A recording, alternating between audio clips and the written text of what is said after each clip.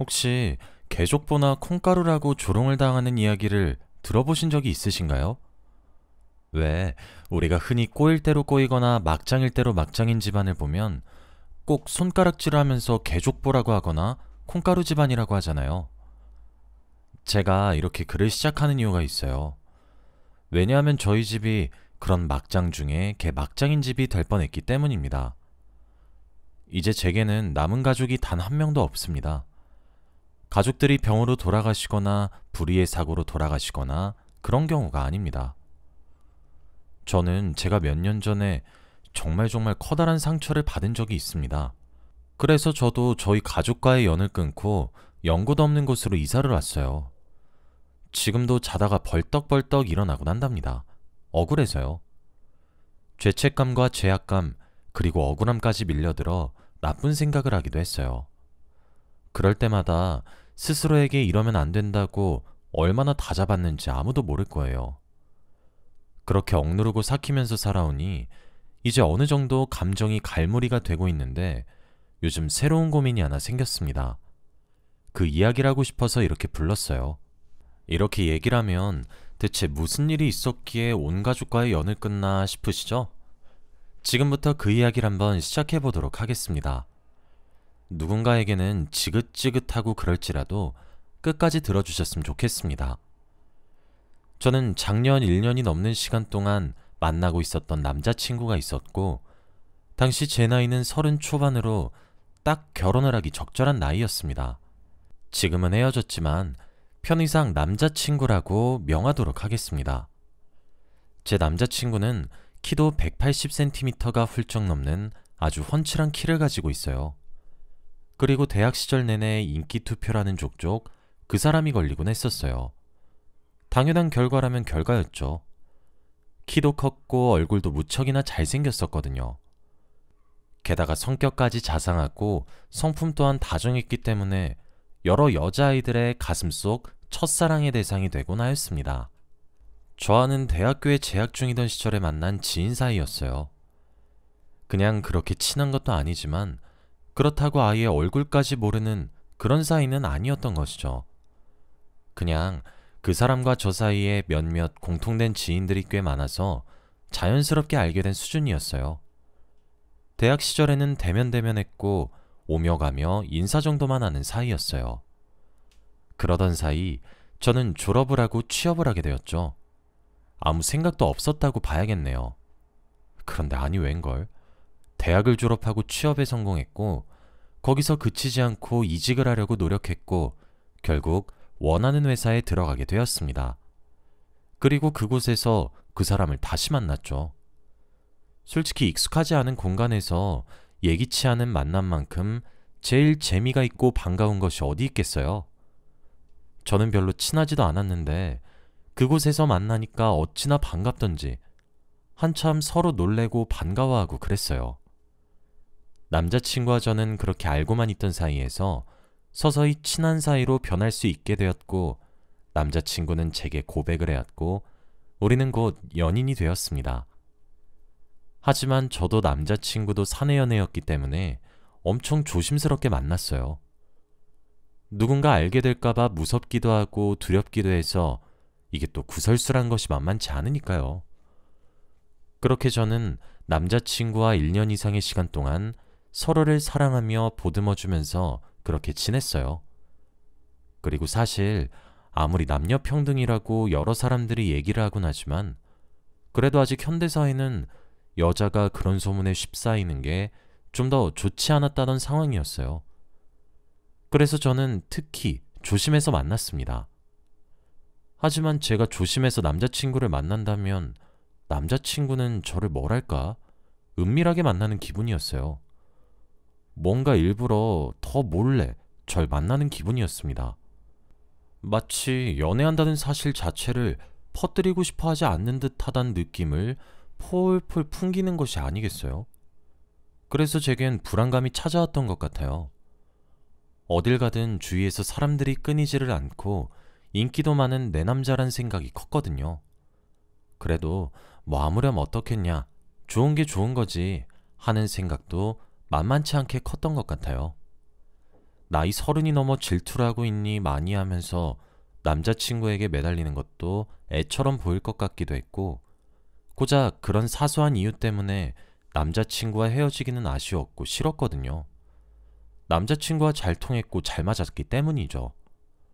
그만큼 남자친구는 저를 너무 많이 사랑해 주었습니다. 과분하다고 생각할 정도로 말이에요. 저와 비밀로 만나는 사이지만 회사 사람들이 애인이 있냐고 물어보면 항상 있다고 대답해 주었거든요. 그래서 더더욱 남자친구를 향한 제 신뢰는 항상 컸던 것 같아요.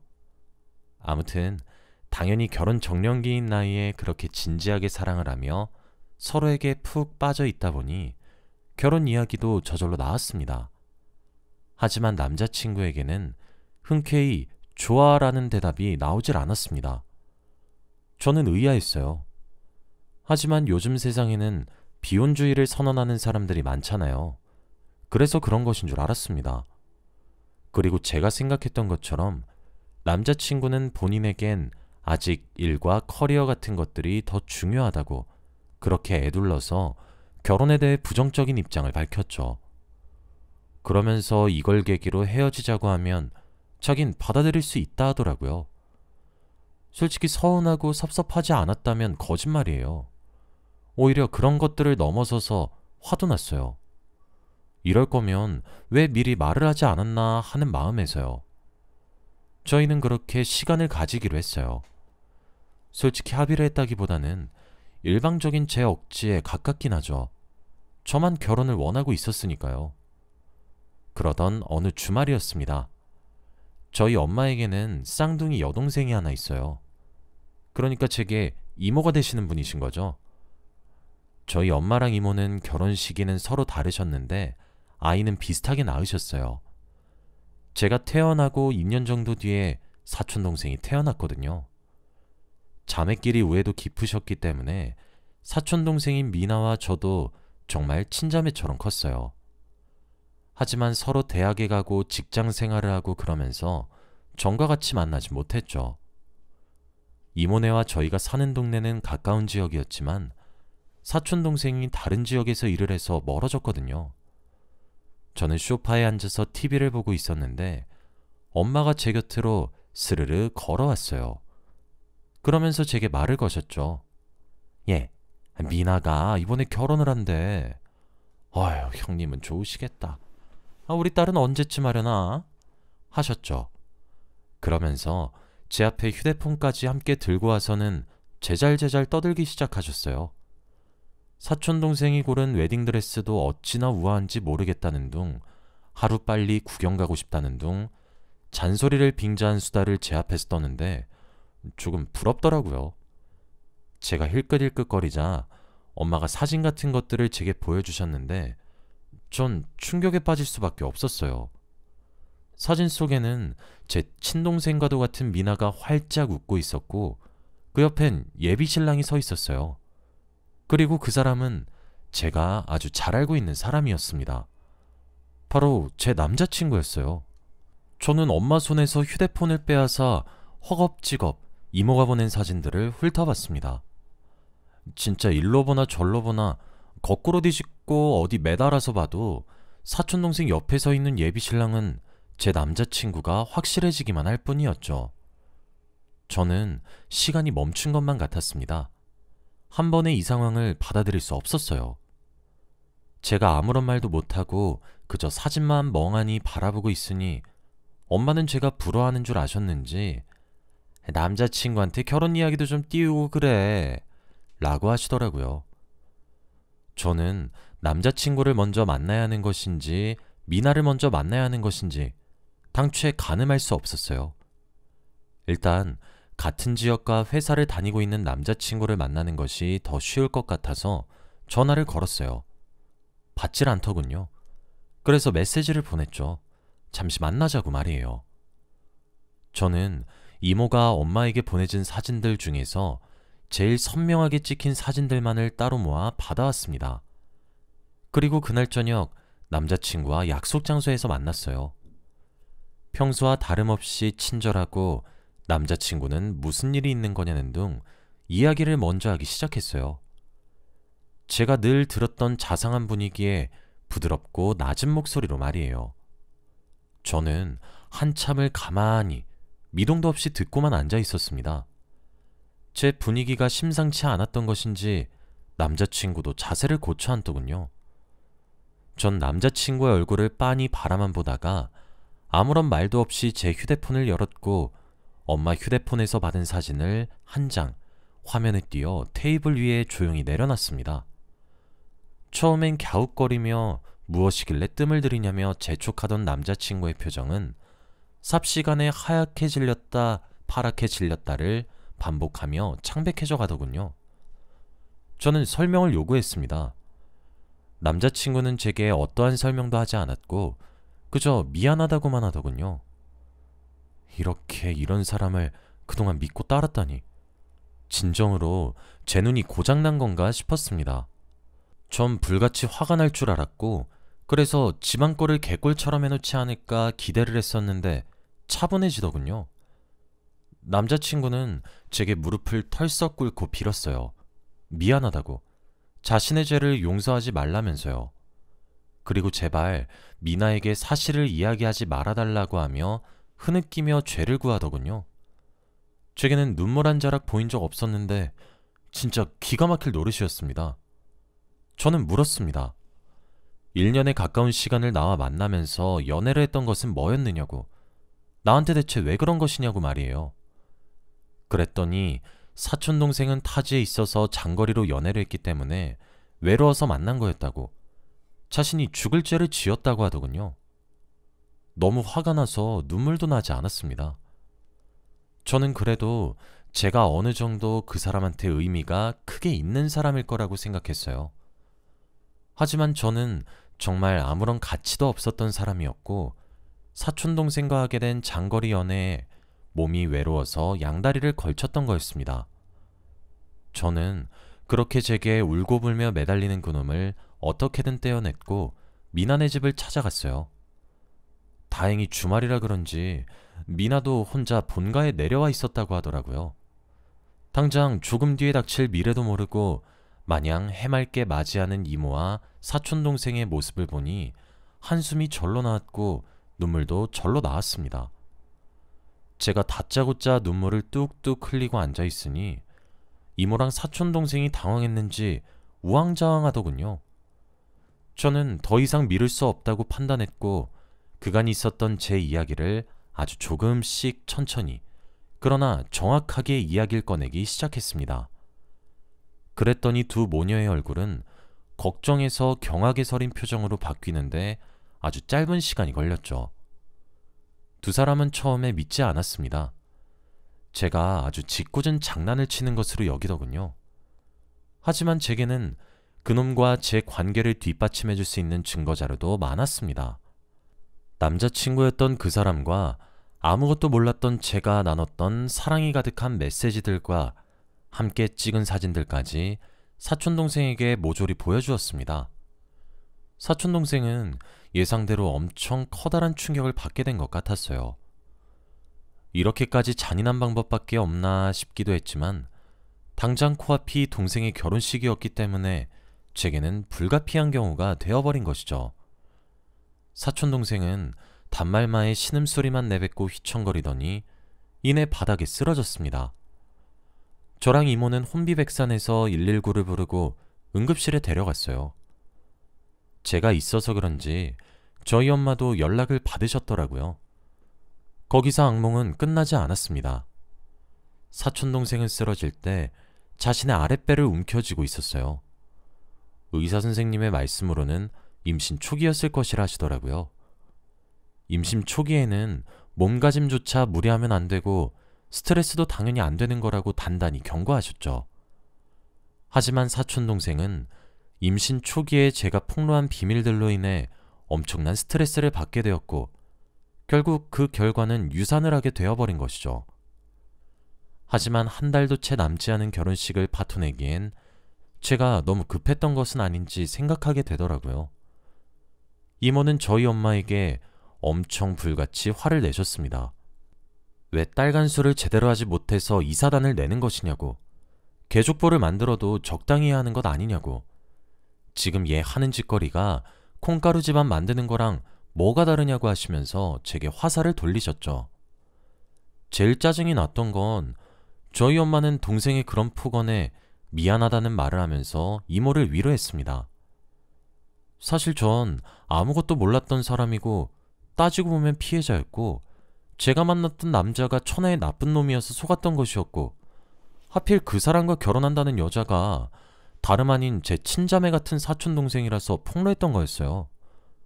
저도 슬펐고 눈물이 났는데 사촌동생을 위해서 폭로를 했던 거였죠. 하지만 이모와 사촌동생은 제가 뱃속의 아이를 죽인 살인범과도 같다고 이야기를 했고 남자친구였던 그놈조차도 절 죽일 듯이 노려보고 그렇게 살지 말라고 가짜는 충고라더라고요. 저희 엄마도 그러시더라고요. 왜 남의 연애사에 끼어들어서 이 사단을 내냐고요. 집안 시끄럽게 왜 그런 거냐고요.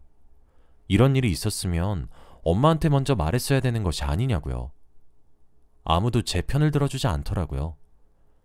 전 남자친구였던 그놈이 준 상처보다 믿고 의지했던 가족이 제게 등을 돌렸던 것이 더 끔찍하게 느껴졌죠. 어찌되었든 저는 당연히 그 사람과 헤어졌고 그 사람은 제 사촌동생과의 결혼이 취소되었습니다. 사촌동생은 제가 보여준 것들을 증거로 삼은 것인지 파혼의 사유를 그 자식을 대상으로 소송을 걸었고 모든 배상금과 위약금을 그쪽에서 물게 되었다고 들었어요. 뭐 제가 그 사람을 알고 만난 것이 아니란 것을 그쪽에서도 깨닫고 있었기 때문에 제게 소송은 걸지 않았던 것이겠죠. 그 일이 있고 저는 회사를 그만두었습니다. 연을 끊고 싶었고 아무도 저를 모르는 연고도 없는 그런 지역에 혼자 살고 싶어지더라고요. 엄청 힘들게 이직을 한 곳이었는데 새삼 필요하다는 생각을 하지 않게 되었습니다. 그렇게 지금 제가 살고 지내는 지역으로 이사를 오게 되었고 친인척을 포함한 어떠한 연락도 하지 않아요. 그렇게 혼자서 자급자족하며 모든 연을 끊고 이곳에 정을 붙여 살기 시작한 지 벌써 3년이란 시간이 흘렀죠. 그런데 얼마 전이었습니다. 수소문을 해서 저를 찾아온 사람이 있었어요. 그 사람은 다른 사람이 아니라 사촌동생이었습니다. 어떻게 찾아왔을지도 궁금했지만 왜 찾아왔을지도 무척이나 궁금하더군요. 밖에 세워둘 순 없어서 안으로 들였더니 사촌동생은 저를 보자마자 대뜸 미안하다 사과를 건넸습니다. 아주 늦고 늦어서 색이 다 바래버린 그런 사과를 말이에요. 왜 사과를 건네냐는 제 말에 사촌동생은 죄책감을 느끼고 있다고 대답을 하더라고요. 그때는 아이를 잃은 것이 제 탓이 아니란 걸 누구보다 이성적으로 아주 잘 알고 있었지만 충격이 너무 컸다고. 그래서 할 말 못할 말을 본인도 본인의 엄마도 모두가 가리지 못했다고 하더군요. 그래서 제게 미안하다고 사과를 건네더라고요. 그러면서 다시 자신들이 살았던 고향으로 가자고 하더군요. 솔직히 그런 모습들도 매우 이기적으로밖에 보이지 않았습니다. 저는 사촌동생에게 말을 했어요. 사과를 받을 생각도 없고 네가 내민 손을 잡고 따라갈 생각 더더욱 없다고요. 사촌동생은 완고한 제 태도에 물러섰지만 조만간 다시 오겠다는 말만 남기고 떠났습니다. 저는 제가 속은 피해자 입장에서도 온전히 누군가에게 위로받지 못했던 사람이었습니다. 물론 사촌 여동생과 이모도 힘들었을 거라고 생각해요. 하지만 제가 정말 이들을 용서해야 하는 건지를 잘 모르겠습니다. 저는 아직도 제 가족들이 밉습니다. 왜 내가 죄인처럼 고개를 숙여야 했는지를 전 여전히 이해를 하지 못했고 제가 왜 비난의 화살을 도맡아야 했는지도 납득하지 못했어요. 세월이 흘러서 본인들이 이젠 사정이 나아져서 그제서야 제가 생각이 나서 그렇게 합리화할 것들을 다 하고 난 뒤 그땐 경황이 없었다고 미안했다라고 퉁치려는 태도도 저는 솔직히 이해가 잘 가지 않았습니다. 저는 이대로 혼자 지내고 싶습니다. 외롭지 않다고 한다면 거짓말이겠지만 적어도 제 마음은 편해요. 가족은 없지만 저를 가족처럼 대해주시는 이웃집 할머니와 아랫집 아주머니가 계시거든요. 저는 뒤늦은 사과도 가식으로 느껴지고 제가 받았던 상처가 큰지 다시는 가족과 교류를 하고 싶지도 않아요. 그런데 이렇게 행동하는 것이 정말 맞는 행동이냐 물으시면 그 질문에 대해서는 할 말이 없는 것 같아요. 제가 너무 이기적인 행동을 하고 있는 것일까요? 정말 제가 가족이라는 이유 하나만으로 다시 저 사과를 받아줘야 하는 건지도 잘 모르겠어요. 전 어떻게 해야 할까요? 여기까지가 제 이야기였습니다. 이곳에 계신 분들은 저보다 현명하신 분들이 더 많을 거란 생각이 들어서 이렇게 길게 사연을 보내봅니다. 여러분들의 현명한 조언을 기다리고 있겠습니다. 제 긴 글 읽어주셔서 정말 감사드리고 여러분의 오늘도 행복한 하루 되시길 바라며 글을 마치겠습니다. 감사합니다.